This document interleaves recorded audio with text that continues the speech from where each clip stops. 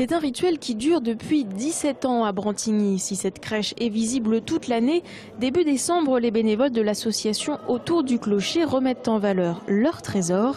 Une crèche en bois retrouvée dans la maison d'un ancien prisonnier allemand, Alex Laufer, devenu ébéniste à Troyes dans les années 50.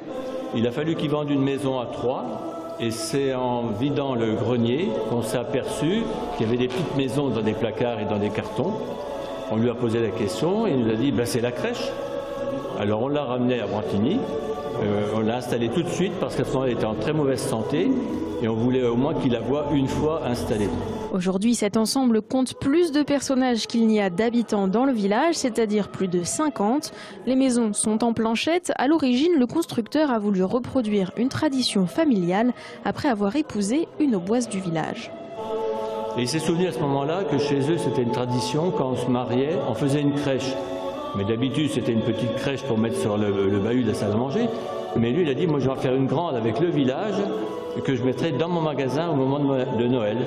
Et c'est comme ça qu'il a créé la crèche dans le village de Bethléem que vous avez derrière moi. Cette crèche unique en son genre, par sa fabrication artisanale et sa profusion de décors, fait forcément la fierté du village. Tout comme les guirlandes qui entourent l'église du XVIe siècle et les statues, chaque année Michel et ses compagnons apportent juste ce qu'il faut pour lui redonner vie. Et une fois par an, au mois de novembre, on enlève toutes les mousses, les bouquets. Et comme je dis, je vais faire mon marché chez les voisins, voisines. Je vais en forêt chercher de la mousse. Et on remet tout en état, comme vous la voyez aujourd'hui. La crèche de Brantigny est ouverte à la visite depuis dimanche dernier, de 14 h à 18 h.